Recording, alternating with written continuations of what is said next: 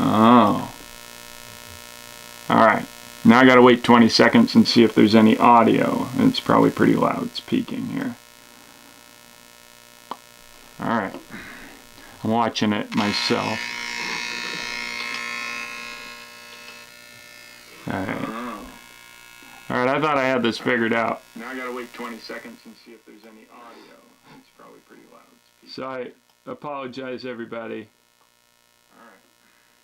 I'm watching it myself.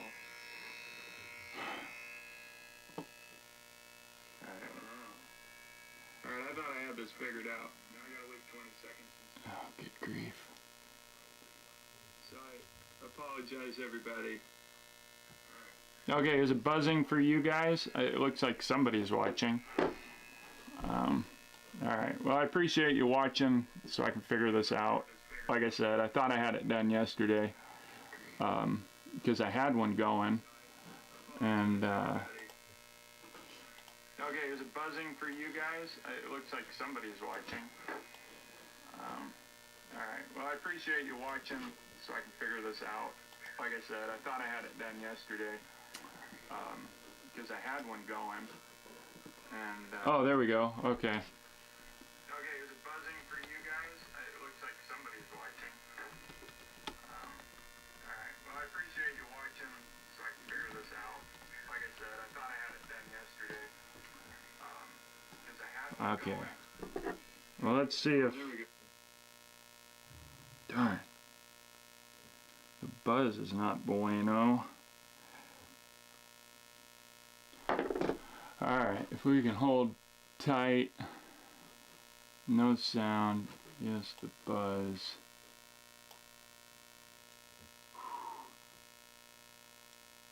I don't know where the buzz would be coming from, so,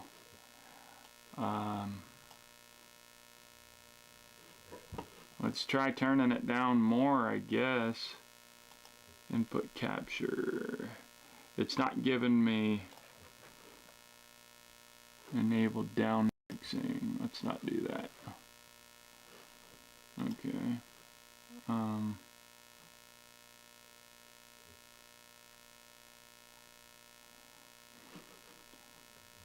not seeing things like turn down the gain and all that, which doesn't mean I would know how to do that.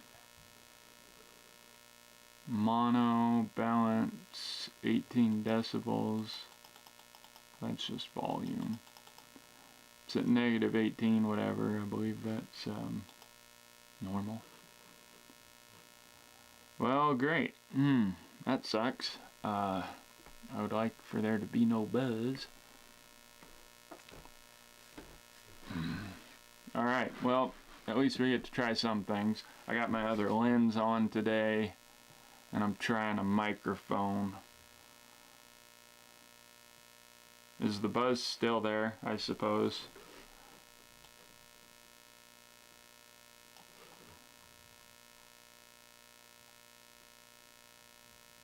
I hear it less, but that doesn't mean anything. What I could do is try a different mic.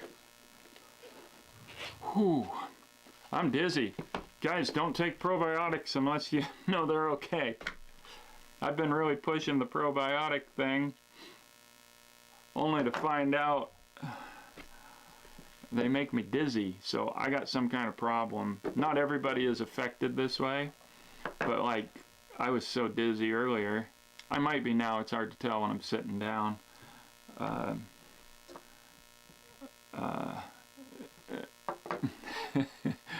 Alright, let's try a different microphone if anybody could... the buzz isn't terrible. Okay, well maybe we'll... Alright, if it's not horrible, let's roll with it. And then later, I'm going to practice with a different mic. Google it, see if I can figure out why there would be a buzz. Could be the cable, but unfortunately, I don't have a second cable. I had a hard time even finding that one. Whoops. Okay. Alright, folks. Well, thanks for joining me. I'm on a different setup today, so there's no walking around. I got a wide angle camera. For those of you who are film camera people, it's an 11mm on a crop sensor. So it's like a 15, whatever, 16, something like that. 15, I don't remember. Anyway, that's why we're seeing a lot more of my cabin. But it's a 1.8 f. That means it's better in low light. Assuming I've got it turned down. Look at this. Alright, it's not fully down. There. It was almost at it. So the low F number helps in the low light. Not that I know a lot, I just figure out a little bit. Alright, so we got that figured out. Woo, I gotta quit moving like that. I'm really dizzy. Be careful with probiotics, like I said. I woke up dizzy yesterday and probably the day before, like at 2 a.m. I wake up and hard to walk straight, and I think, who knows what that is. And then today it was even worse. So I Googled it saying, do probiotics make you dizzy? And sure enough, they do. So that was interesting to find out. All right.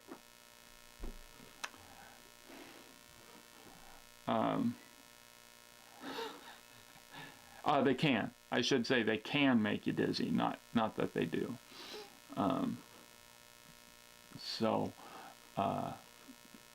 That's why, just be careful. All right, let's figure out how to open up my email.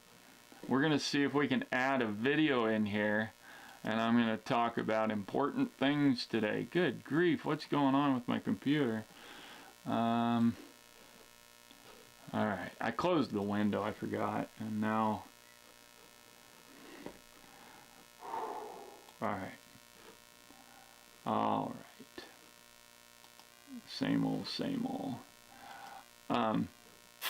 So we're going to try to add this video. It's a YouTube video. And I'm going to use it to talk about what I call Christianity as philosophy. Because what I find is there's a whole lot of people that throw the baby out with the bathwater. They say, well, first of all, most people are rebelling against the silliness of religion, and I mean the silly aspects of religion, not that religion is silly in itself. Because I don't want to be like, I don't look at things as like blankets, even though, anyway, there's some benefit to religion, and the whole thing isn't bad, it's just when they have aspects of it. And so what I find is most people just rebel against the silly aspects, and then and so that's what I'm trying to point out and separate the good parts from the bad parts, because in my opinion, where I'm at in looking at Nietzsche and all kinds of stuff, and wokeism and feminism, these are the main strains of thought in society, or nationalism, and you look at all of those and they're not superior philosophies in my opinion. I compare them to what the Bible has as a philosophy. A philosophy, by the way, is how you view the world and how you live in it. And so that's why I talk about it as philosophy, because you can take the philosophies from the Bible and not have to deal with things like Jesus rising from the dead, virgin birth, and all those things that atheists like to boldly claim are not real, which is fine, just don't need to discuss them. If you're just looking at the philosophy. That's my point. So, I want to show this guy, because I posted about a church building on Facebook, and it really, it was really a interesting experience doing that, because you get to find out just how much, let's see, window capture. People don't like being criticized. And it's pretty lame when you try to have a discussion with people.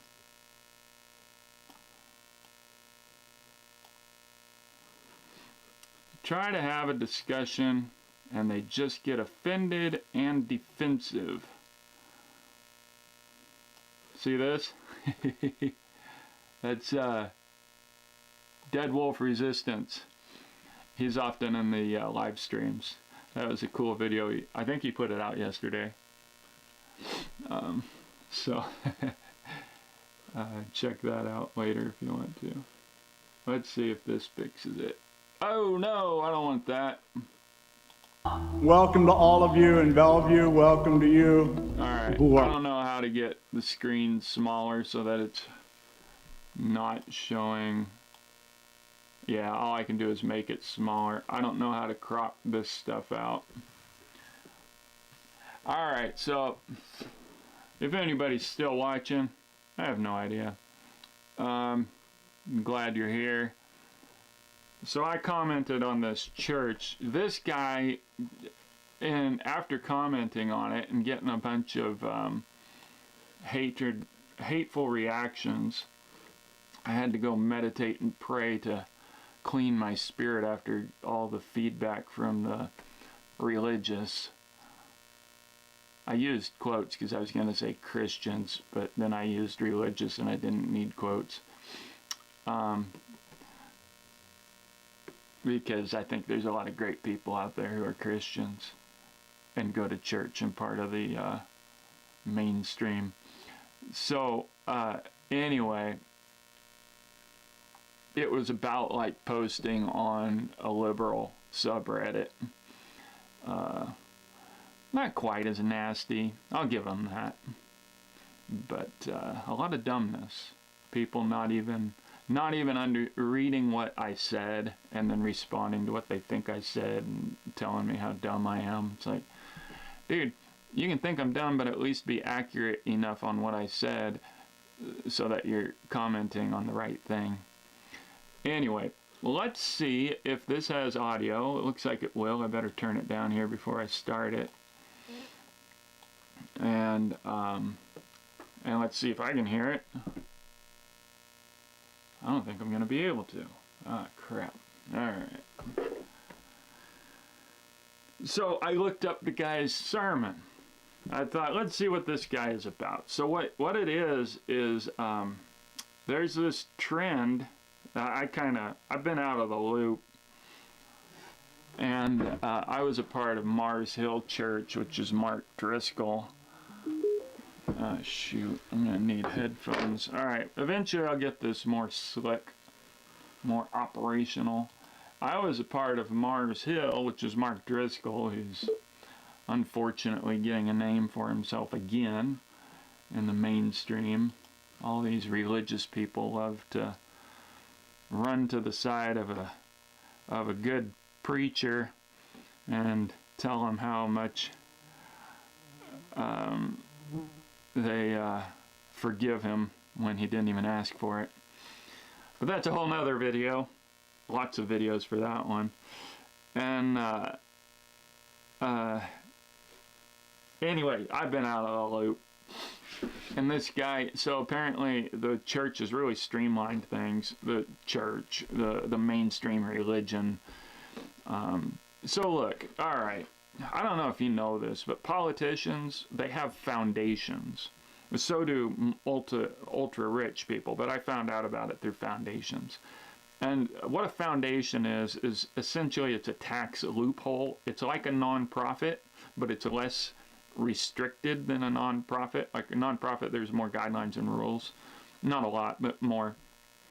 So a foundation, I looked into it, and it's a place where you can put money, just like a non-profit, so there's no tax. So if I make $200,000 in a year, I can put 150 of it into a foundation that I'm the president of, and now that 150,000 isn't taxed. And the only rules for the foundation is that it has to offer something to the public. Like you say, this is what we're about. Like for me, if I were to do one, it would be about preserving native growth in the desert, the Yakima shrub steppe. And then I would need to open it up to tours. Like, this is something I'd actually like to do. I want to set up walking paths where people can see the native growth and have signs set up stating what it is, so that they can come out and appreciate what grows right around them and they have no idea. But it's also a tax loophole where you can dump a ton of money into your foundation. This is how politicians use it, the ultra wealthy use it. Probably not even the ultra wealthy. Anybody can do it. And so then you buy yourself a vehicle, you give yourself a salary, and you buy stuff through it because it's untaxed money. And so the reason I bring that up is that's an example of tax loopholes that we don't know about typically, and those people who say tax the rich don't know about. I mean, sure, taxing the rich hurts them, but there's so much going on tax-wise that the average jackass doesn't understand. And so, okay, all of that to say, churches don't get taxed. So, do you think they're going to get ignored for very long? Or do you think that people are going to figure out how to make money off of that loophole? Boom. So churches don't have to pay property tax. They don't have to follow as many restrictive laws and stuff. And so there's ways that people make money by starting churches. So you get this church. There's reports done on this. I started looking into it, like I said, after I got a bunch of hateful feedback on this post on Facebook that I did.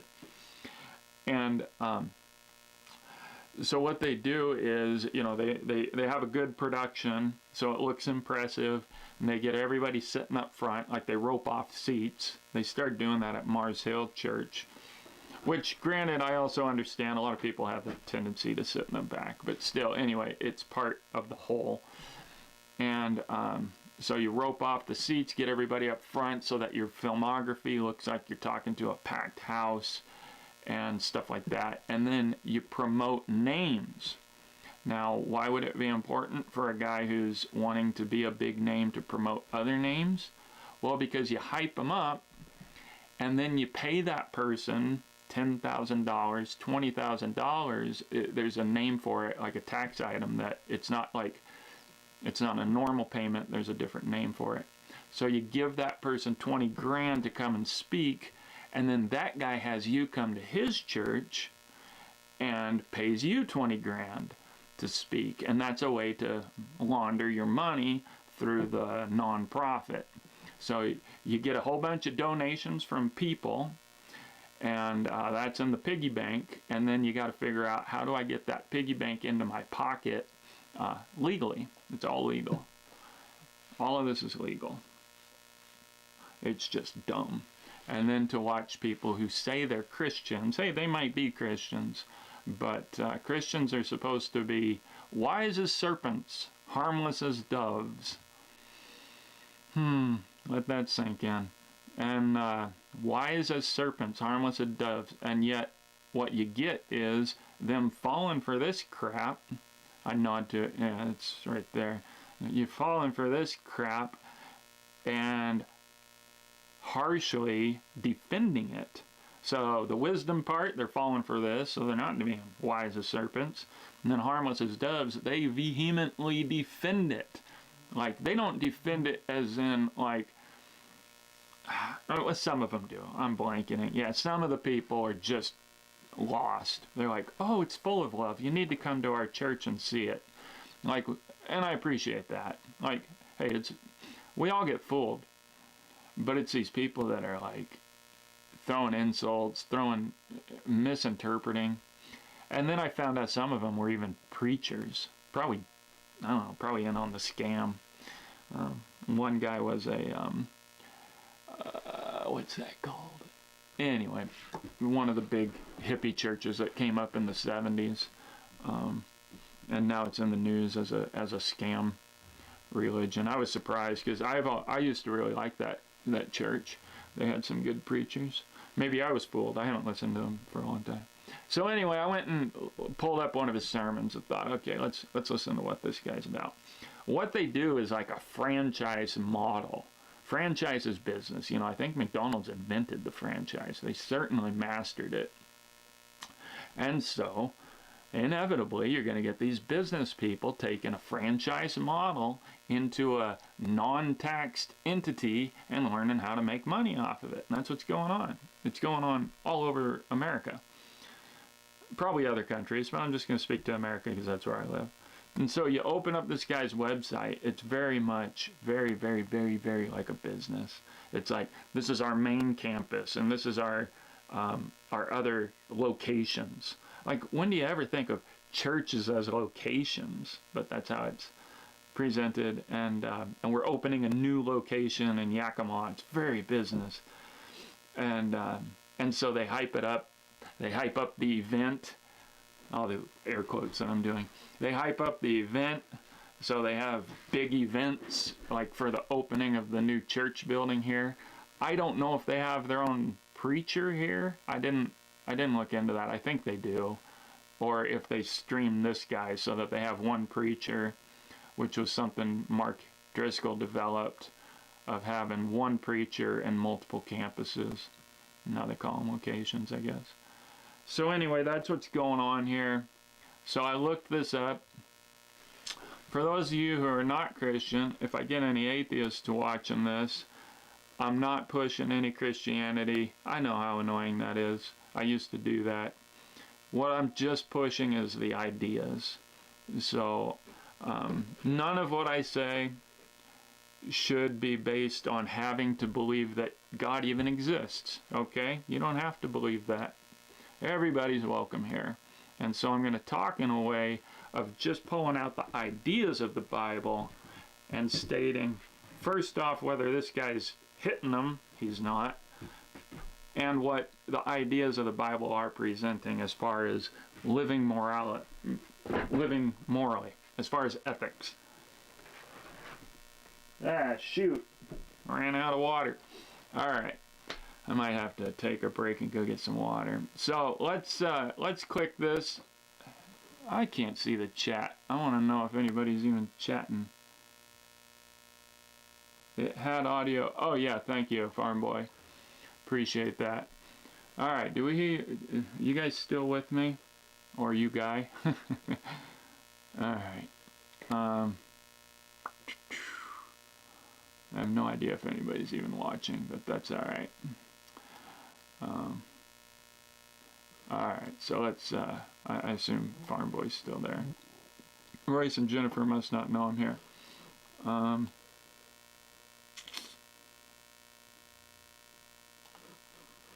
Alright, so let's, Online. let's check Welcome this to out. you at Yakima. Welcome to you right here at Tacoma. Okay, wait a minute. He just said welcome to you in Yakima. Okay, so I guess I missed that. Apparently he is preaching to all the campuses, all the franchises out there. He's, you know, the point of the franchise is, you guys know, McDonald's and Starbucks have mastered it too, of having a consistent experience at every location. And so they've developed fake food so that it tastes exactly the same no matter where you are. So that's the point of having one preacher preach to all the locations. Every franchise needs the exact same experience. That way you can go to different locations and you have the same experience. And, oh, it's so dumb. All right. Welcome, welcome. Glad you're with us in church today. And this Friday night, Oh, gotta hype the events, all right? So there we go. something really special going on. We're going to be in Yakima celebrating and dedicating our new building. The new building. That's what I posted about. It's horrifically ugly. It's like a big old corporate, which wouldn't be so bad if it was like in town by Walmart in that area, but they got farmland. So I'm driving around this beautiful farmland, and I look in this area, and here's this huge monstrosity, ugly building, ruining the view, and it's huge. Thought, what in the world is this? Another hop company? Another orchard company? Nope, turned out to be a church called Champions. So they weren't even thoughtful about their environment. And that's what the post was about. And he says here, dedicating the new building, because a lot of the comments, the negative comments were, it's not about a building, it's about the people, which I addressed that in my post, but they ignored it. But anyway, even to their point, he says right there, this is about the building. So try to minimize it when you get critiqued all you want, but you know it's a big deal. New, Beautiful. He's either gaslighting or he's the most tacky guy you'll ever run across. building. So hey, Yakima, let me just say, our church family from the west side is coming to the east side. Church members are coming. Staff members are coming. Location pastors. They're doing that to hype it up. If you have a genuine movement, you don't need to bring people over from the west side for your grand big ceremony about your new altar to humanity. If it was grassroots Yakima growth, they wouldn't need that kind of hype. Are coming. I'll be speaking at the dedication. Some of our pastor friends are going to be there helping us dedicate the building. Pastor Pace, Hartfield, Pastor Josh Fingal, other pastors are going to be there. So you're not going to want to miss it, and I encourage you in Yakima, invite family, invite friends. It's going to be a fun night, and we're going to have an after party afterwards. So Friday night party in Yakima. Amen? Amen? Oh, I got distracted. It's so dumb. I'm moving around a little bit because my mic is ringing a little bit, and I just want I understand mic problems. Work all that out really quick here. Happy Father's Day weekend. This is a Father's Day service, so it's Today called The Difference a Man Can Make. We honor dads, we honor grandfathers, we honor stepfathers, adoptive fathers, foster fathers, spiritual fathers. We honor you today. We honor men who have Our stood in Heavenly the gap. Father. We honor men who have shown up, men who have prayed, men who have worked, men who have protected, Oh, good grief. provided, successful. Not just the men who feel like they got it all right. I want to speak today. And I want to just speak to the men today. That's the plan. It's Father's Day, so it's a Father's Day strong, service. Not just the men who feel successful. Not just the men who feel like they got it all right. I want to speak to every man, especially any man who has wondered, am I okay with God? Can God still use me? Every man who has ever felt the weight of responsibility. Every man who has ever looked back, wished he'd have done better, wished he'd have done something differently. I think I've covered the bases. The title of today's message is The Difference That a Man Can Make. The difference a man. All right. Christianity as philosophy. The point of it is that God is at the center of it. And notice the difference a man can make. He hasn't talked about God or Jesus yet. And I'm not saying, again, I want to emphasize that you don't have to believe in them as real to talk about the philosophy of the Bible. And I'm going to get into this more. I'm just kind of prepping it as we go along here. But the focus is the difference a man can make. That's humanistic.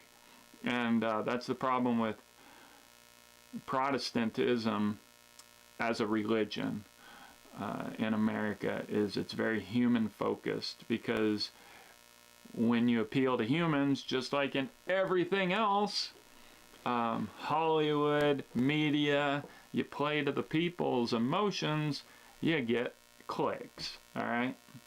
That's important. Can make. I know sometimes with men I challenge you, sometimes I admonish you. I'll do a little bit of that, I'm sure, today. I bring direction or correction I should have that I feel prepped. like I need to bring sometimes, but the truth So we is didn't have to that sit through all of this. I'm fortunate to pastor and be with and hang out Notice with it's a got whole music. bunch of great men Tell you how to at feel. Champion Center. We have some of the greatest men on the planet who are part of Okay, our local right there. church. Boom. I loathe that. The greatest men. That's not Christian philosophy. That's humanistic. And it's we see it everywhere. You know, you promote a man as great, and then everybody looks to him as following him, which is kind of one of the arguments against the Christian philosophy of Jesus. But that's a whole nother video. But he's talking about great men, and this is going to lead up, and you'll see how he turns that into a promotion. All right, so stay with me here, and it's boring, but we're going to see how I don't know, this is just so cringe, as the kids used to say. But anyway, he's talking about great men, and then it's going to be a promotion. He's leading up to a promotion. It doesn't look like it, because he's very good at being genuine, you know. And he's got, he's kind of got a goofy look, and so you feel for him. You feel like he's an everyday man.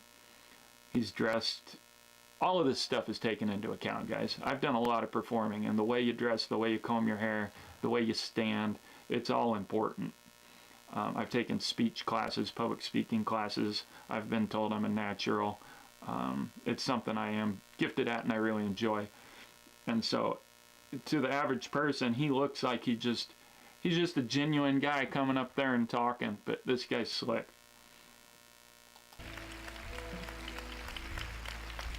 And I've been encouraged by you. I've watched you sacrifice. I've watched you make tough decisions. I've watched you stay faithful. Look at that fake smile as he flatters the audience.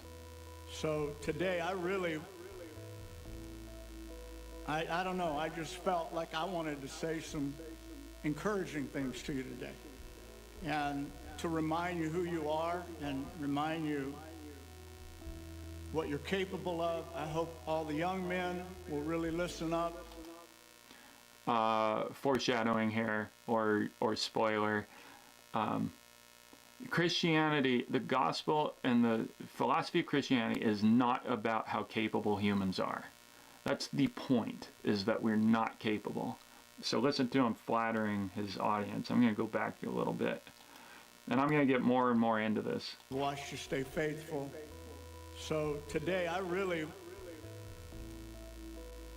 don't know, I just felt like I wanted to say some encouraging things to you today. And to remind you who you are and remind you what you're capable of. I hope all the young men. The point of Christianity is that we're very capable when we get out of our own way. And that's not what he's telling them. Will really listen up. The non-dads will listen up. Of course, I want the gals to take notes and follow up on my encouragement today. Everybody say, my heart's open. My mind's ready. Make me better, God, by your word. I receive it. I believe it. And Finally, I won't be God the is same mentioned. again. In Jesus' name, shout a great big amen. Okay. The I first swear thing we'll that I get want to into say is that a some man more does meaty not stuff. have to be perfect to make a difference. He doesn't have to. Okay, there's his opening line. A man doesn't have to be perfect to make a difference. So we get to see it's true. Men don't have to be perfect. Learning that we're not perfect, accepting that we're not perfect is important as men and as women, just as people, because we got tons of sayings about it. And then you don't have to be perfect to make a difference. Guys, making a difference isn't the goal in life. And that's what they make it in religion, because they want everybody. You got to flatter people believing in accomplishing things. Now, I do believe in doing things, but not the way that this is. This is the same stuff you'd hear at a business convention.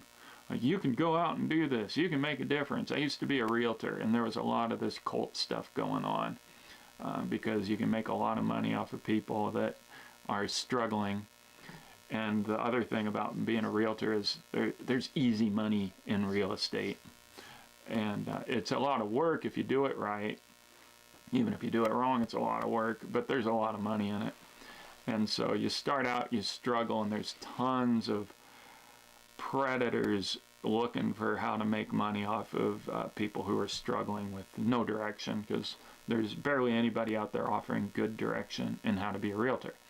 And so you see just the same tactics. It's the same crap. It's just that here it's in a church, there it's around business. To have every answer. He doesn't have to have a flawless past. He doesn't have to be without faults.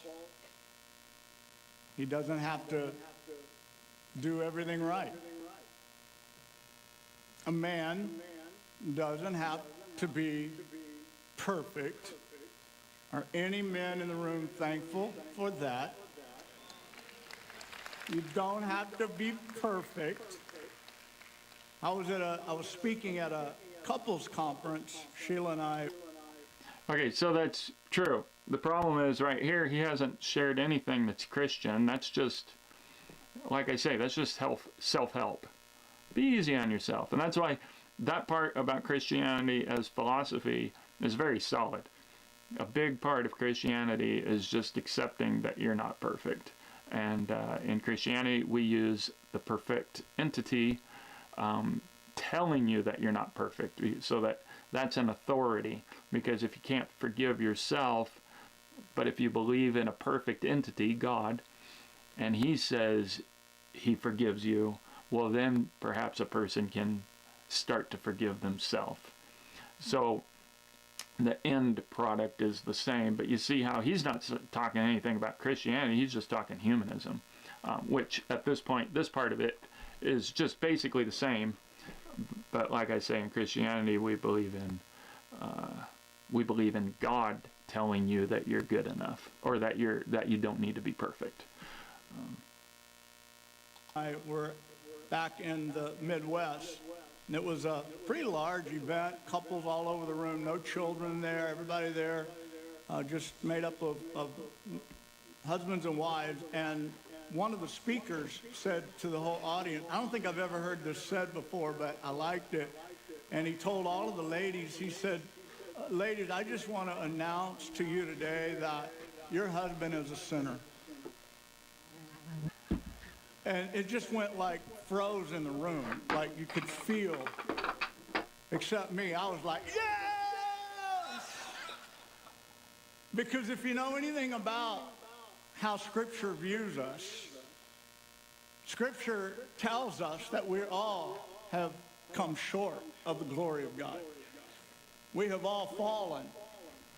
It's like some of us are trying to prove to God that we're perfect, and he already knows we're not. And I think sometimes wives, and he went on, by the way, to say, I'm giving him credit because... So this is very solid. You got to give him credit here. And there are a lot of churches, Joel Osteen, who never tells people that they are sinful. And that's, so what he's saying right here, totally solid. And now he's bringing in the Bible, so it is Christian.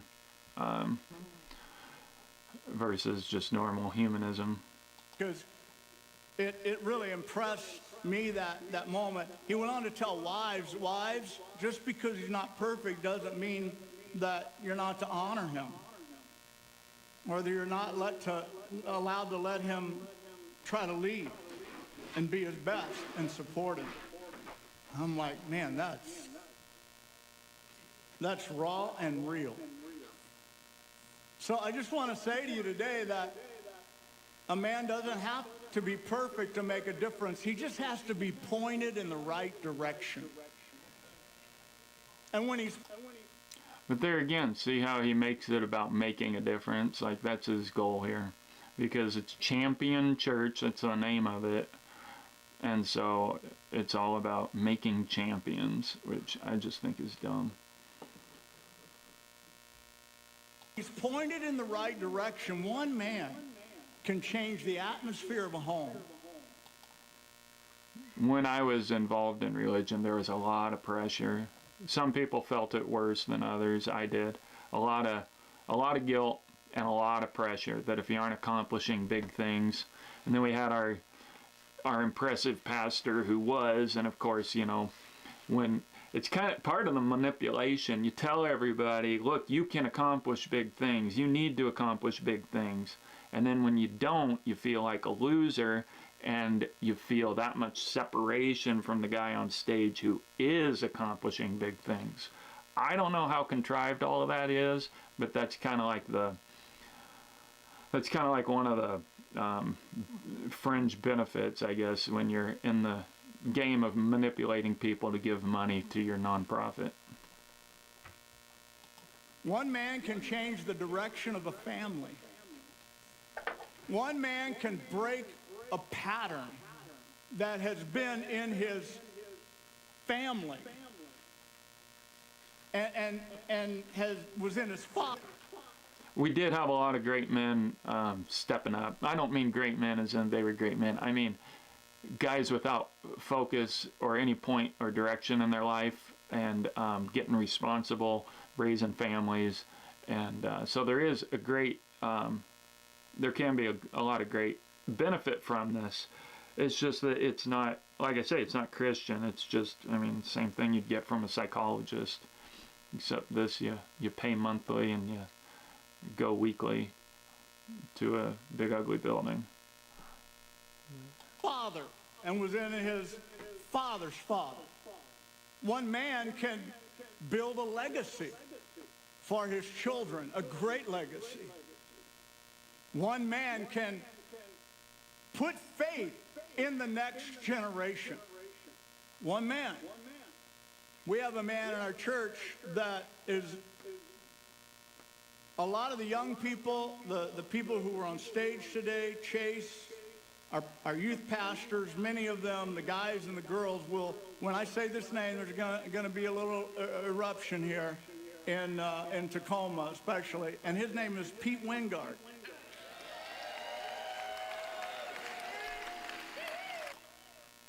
Now he's going into that promotion thing.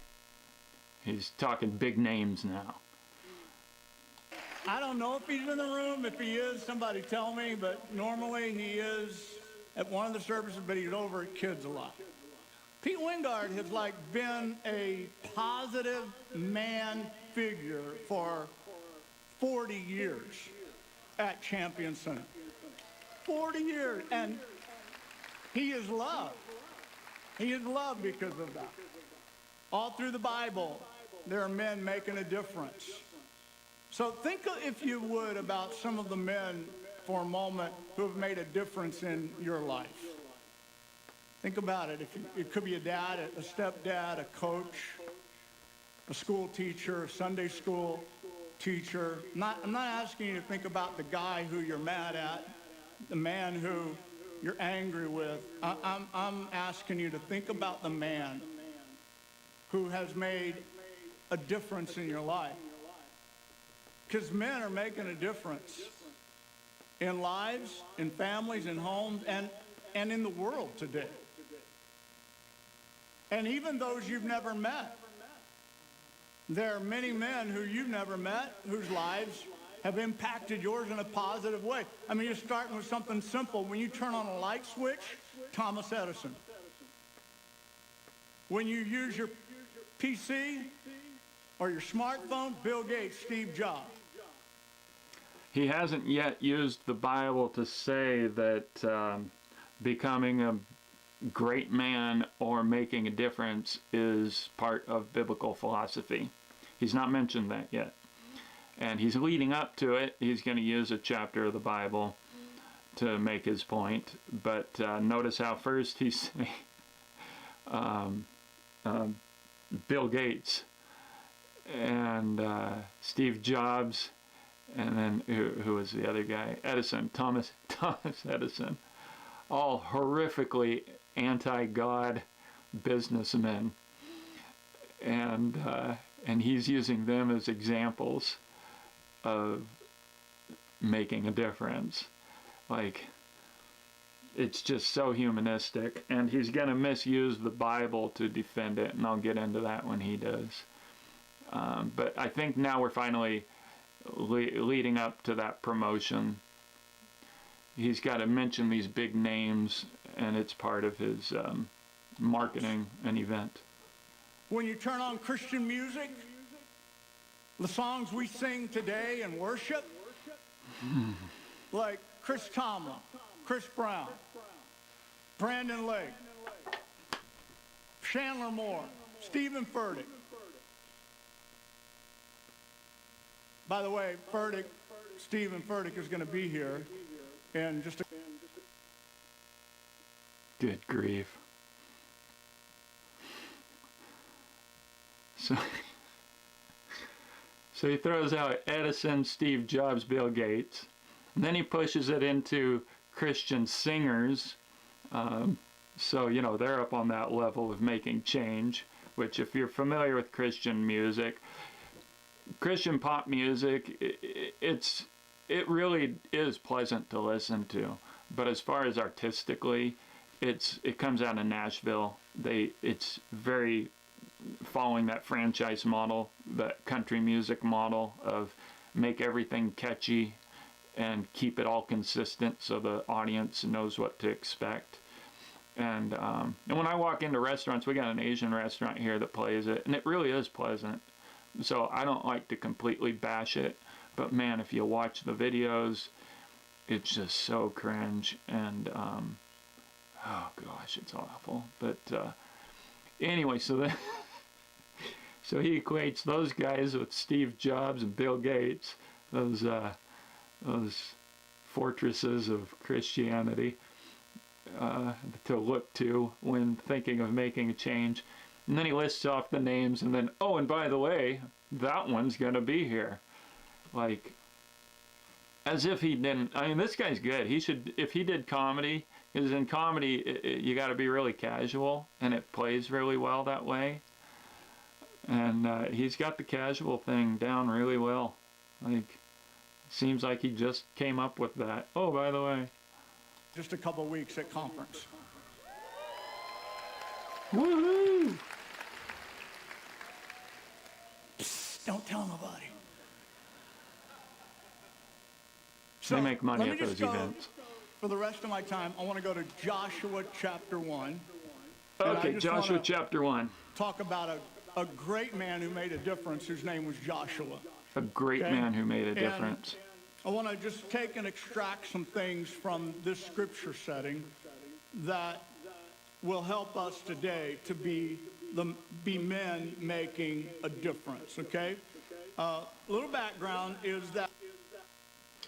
Oh, wait, he does background. All right, let's hear his background, then I'm going to tell you mine. To this text is that Moses, who led God's people out of Egypt, he had died, and Joshua is now transitioning into the leadership role left by Moses to be the new leader of a massive nation of people, okay? So Joshua was a faithful man. He's stepping into an impossible assignment, actually.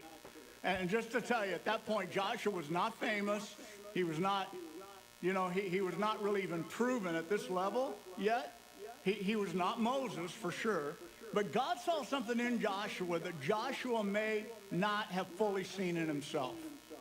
And so what God said to Joshua, I want to... Okay, so you see that? God saw something in Joshua. There's just something there. Read it to you, are words that he also says to all of us men who serve him.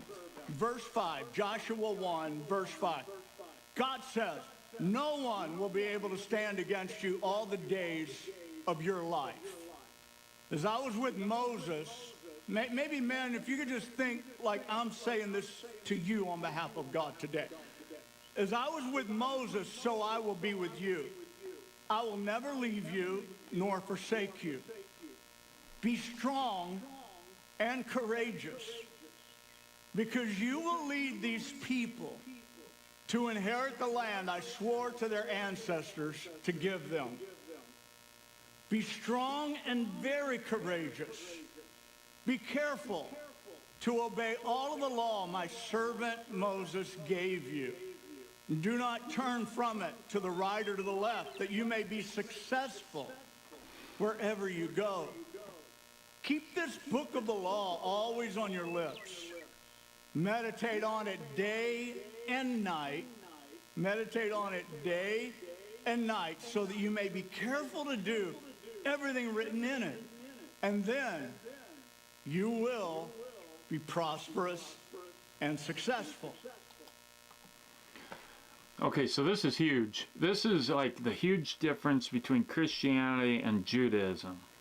So the way that Christians, modern Christians, I don't know how far back, the way that we read the Old Testament is far different from the way the Hebrews, I guess is what you'd call them, read it. Because this story, the whole Old Testament, is about who God is. Now, okay, so let's do some...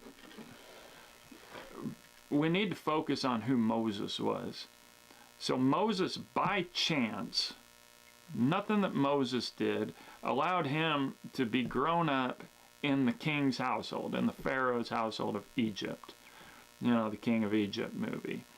It was all by chance. So you read the Old Testament and you see how, oh, God was at work to make this Jewish guy, or Israelite, well, he wasn't, yeah, Israelite, grow up in the Pharaoh's household. So none of that was up to Moses. Like, he didn't say, oh, put me in a river, you know, obviously. The point of that story is that God was working this on his own and made this happen, so that then Moses, when he got older, he knew that he was an Israelite, but he was a privileged Israelite living under the Pharaoh's house, in the Pharaoh's house. And then, if you remember the story, he saw an Egyptian beating an Israelite, and he went over, and I think he killed him, if I remember right. It's been a long time. And he killed that Egyptian, and then he got scared because of what he had done. And so he's not a confident guy, he's not a very wise man, and he's just in this situation. And so he runs away and hides. And so that's the context of who Moses was when God called him, saying, I'm going to use you to free my people. And now the point of that story, if you're a Hebrew reading and hearing this story, hearing it orally and then reading it later or whatever, the point is, wow, God is big and he's at work in the world. I guess if you're Hebrew, he only loves us. But the fact is that he was at work in the world. And the point is, oh wow, this Moses character, he's kind of a coward and not very wise, and yet God is picking him.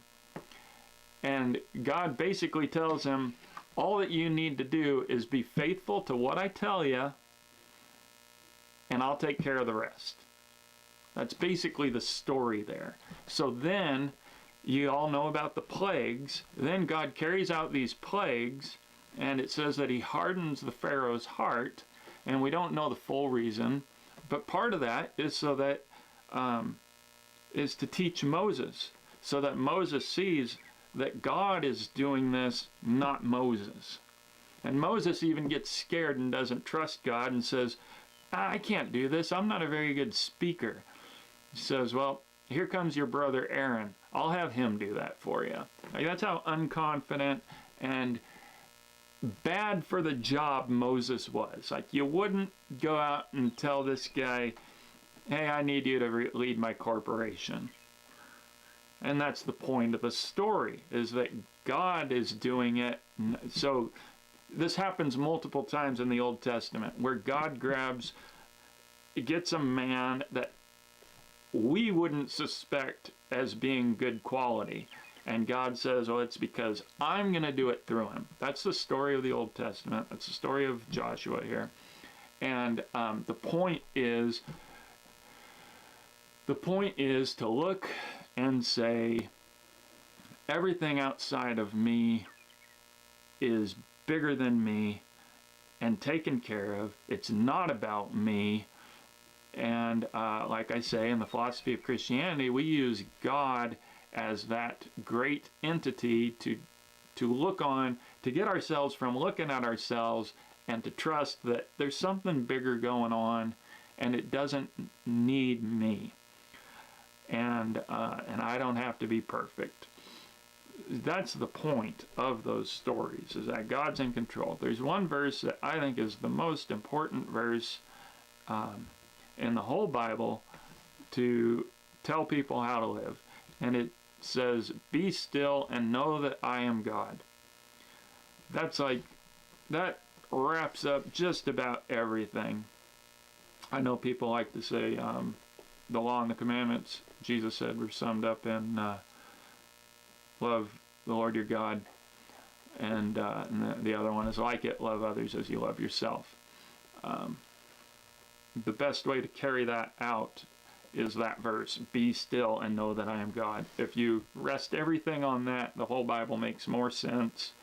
And that's the place that you start from and that you work from.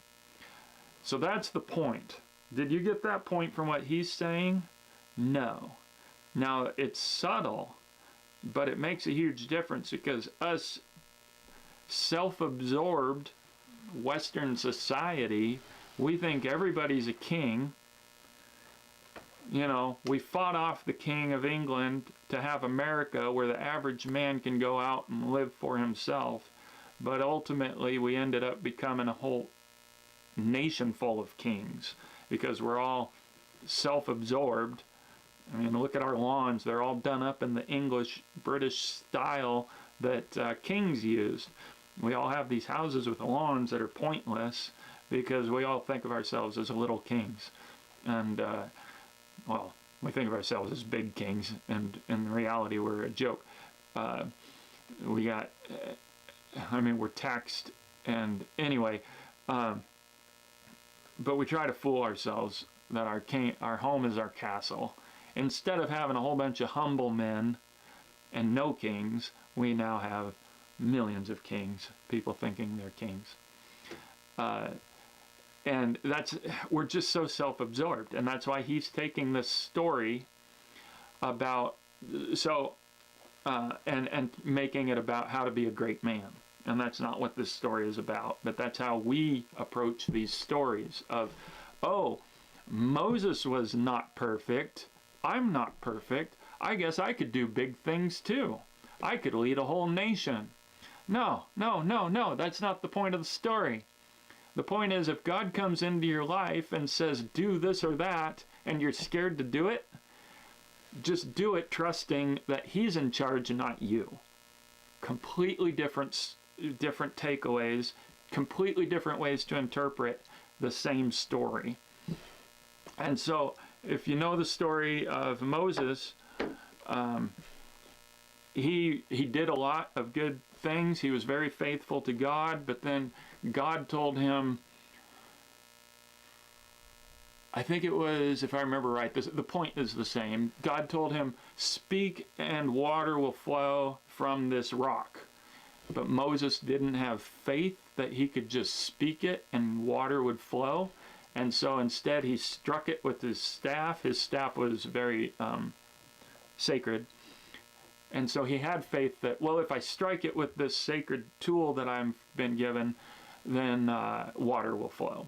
And water flowed, which is a very interesting thing to discuss. But that's not the point of the story. The point is God told him, because you weren't faithful, you didn't believe in me.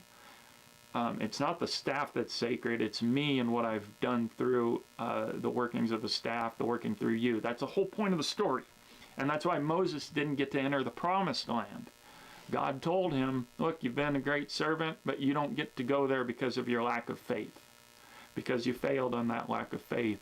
And Moses was like, yeah, I get it. I deserve that. Because God was telling a story, or the Old Testament, if you don't believe in God, the Old Testament tells a story that God is the one acting, and our job is to trust, to be still and know that He is God. It's the same thing AA says, accept the things that I can change and accept that there's things I can't change, and the wisdom to know the difference. It's basically the same concept, and it works. That's why AA can be really successful, has been extremely successful, because it's these principles that work. And the Bible way of saying it is, be still, know that I'm God, and don't strike the rock when I say to do it audibly. And that's the point of those stories. And you don't want that position. We all love Moses. There's movies made about him. His story has been told for thousands of years. You don't want that position of being Moses. You don't want the position of being Joshua, but we all think we do, especially when we're younger. Well, some of us do. Some of you are more sane-minded than me.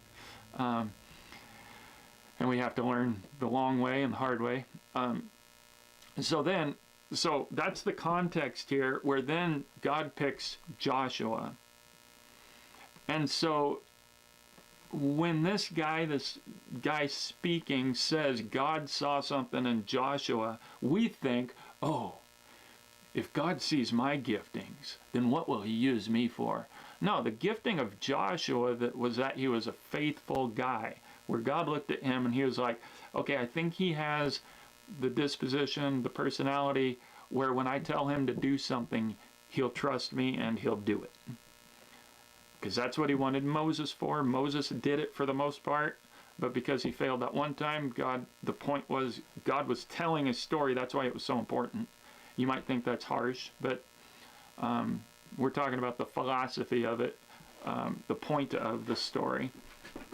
So then He picks Joshua, and so the point, this is a calling. So Moses had a calling on his life. Joshua was called by God for a specific duty. And Jesus was called by God for a specific duty. And this is huge, because people miss this. They think taking up my cross, like Jesus did, or as Joshua is about to do, as God tells him, I'm going to use you next. People think that means, struggling through life. But it's a specific calling. I don't know if everybody's called to something. I don't know. I would like to find that out. And but according to the Bible, these men that God uses are called to something specific. Jesus was called to speak to the masses and then ultimately die. And it's a calling that you're scared of, that it's not about being great. And generally you don't want to do it because it's scary. And that's why it's important to trust that God is doing something. And I've had experiences like that, like living the way that I live right now. If any of you are new, I'm currently in a 100 square foot shed that I built myself out in the desert, living off of solar power and Starlink. And and I live off grid. And I've had it in my heart that I needed to live this life all my life since I was a teenager, and I kept putting it off, and my life sucked. My life sucked so much, internally, not externally.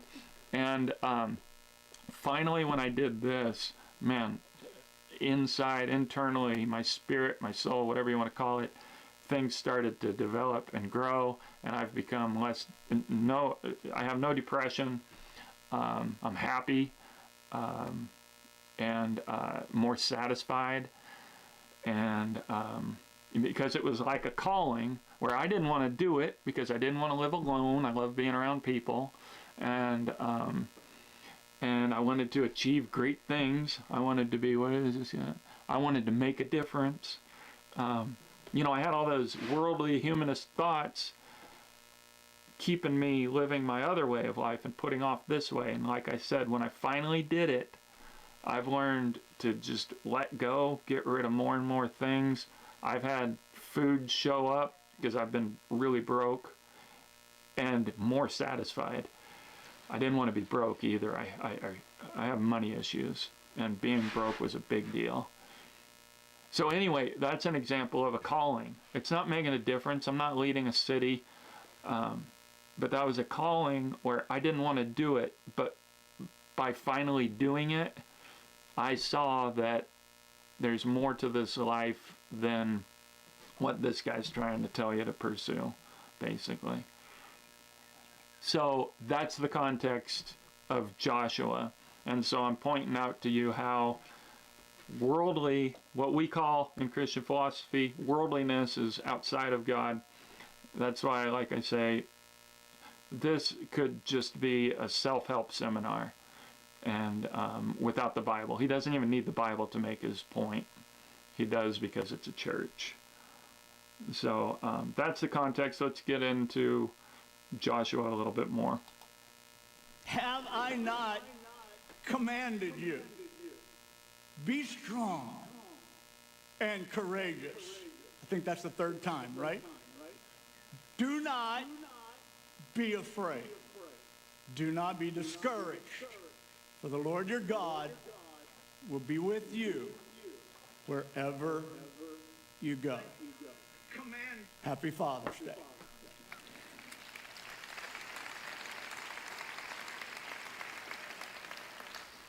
So the first thing I want you to notice is the confidence that God expresses in Joshua. He's not like ripping into him, tearing him down, saying, "What are you doing?" He points out it's the confidence in Joshua. It's not, "Joshua, be confident in me." Who do you think you are? I hope you can pull this off. No, he's not. He's affirming him. He's directing him. He's telling him, "You got this. No one will be able to stand against you. Just like I was with Moses, I'm with you. I'm with you." A man will make a difference. I'm going to give you 5 things out of this text. A man will make a difference when, number 1, he knows God is with him. Do you see the angle that he's taking? A man will make a difference. That's the emphasis. When he knows God is with him, like as if God's some helper of humans. Versus what I've been saying, God will make a difference when he finds people who will trust him. That's the real story here, and that's the story that emphasizes this is my message. The Bible message isn't conducive to having a bunch of narcissists on social media. I hope you're getting the difference here. It's subtle. When he knows that God, that's what God was saying to John. I'm with you. I got you. I know your assignment's big, but you're not by yourself. God's basically telling Joshua, trust me the way Moses mostly did, and we'll do things. If you don't, just like Moses, then I'll find somebody else. I know some days you're going to get weary and tired, but you're not alone. I know oftentimes you're not going to feel adequate. You're going to feel inadequate. I'm with you. A lady named Ethel Waters used to say, God don't sponsor no flops. I put it on the screen today because I wanted you to have a minute to absorb it there. It's not a scripture, it's a lady named Ethel. But I heard that when I was just really young, and I've never forgot it. It may not be grammatically perfect, but it is spiritually powerful. The fact that you're here today means that God has sponsored you. You have his backing. He has confidence in you. I don't know what kind of words you've had spoken over. He has confidence in you. Okay, so here's the two messages. We're not gonna do this whole thing. The two messages. It's either about you and God's like a puppy dog that's there to be your service animal in whatever you're doing, or it's the message that the Bible is talking about. And someday I'll do a video on all of this,